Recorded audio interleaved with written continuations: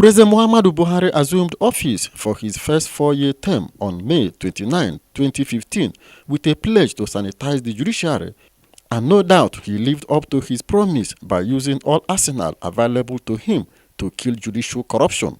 During his visit to Ethiopia on January 31, 2016, Buhari identified the judiciary as his main headache in the fight against corruption.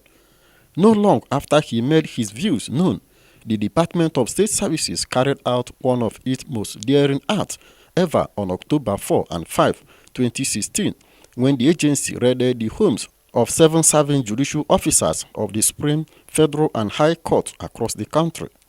Some of the justices were subjected to trial on allegations bordering on corruption at different courts.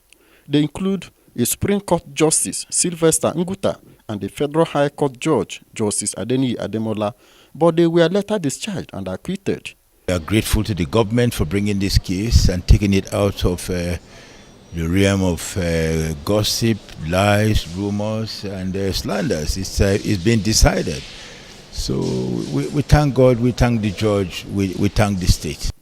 The raid on the judges' homes triggered widespread condemnations from most stakeholders, including the NBA, with some critics accusing the president of behaving like a military ruler. But the Economic and Financial Crimes Commission insisted that the war against corruption in Nigeria is not selective.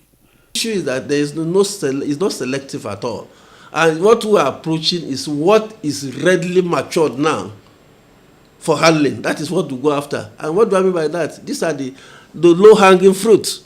The onslaught against the judicial corruption came to a climax when the Chief Justice of Nigeria, Justice Walter Onoge, was convicted by the Code of Conduct Tribunal for not declaring some of his assets.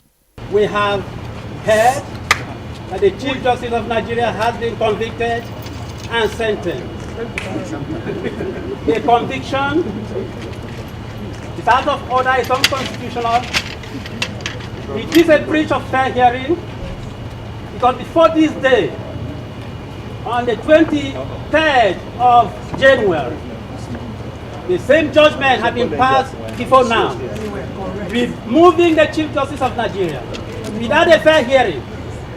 And so it was a fait accompli, it was premeditated, judgment has been passed before today. The former National Secretary, Nigerian Bar Association, Afam Osigwe, and Barrister Hamid Jimo agreed that there was no cordial relationship between the judiciary and the executive under Buhari's four-year term.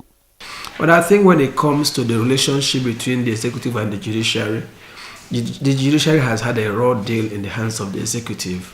And I would say the executive has taken some actions which amount to undermining the judiciary, interfering with the judicial functions of the respective judicial officers, undermining their integrity, encouraging statements that portray the judiciary in a very terrible light, and also taking certain actions that has, in some sense, eroded judicial independence and ability to discharge its duty impartially.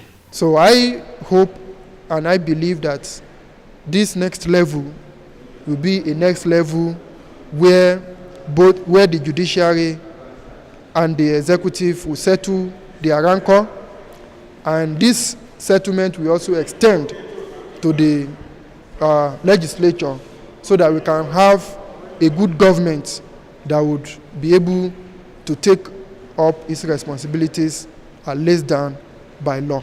It is expected that the next 4 years of President Muhammadu Buhari will not witness what many lawyers describe as a desecration of legal institutions in the manner judges were harassed and intimidated, but a cordial relationship between the two arms of government that will help to strengthen the nation's democracy. Basil Okafor, Core TV News, Abuja.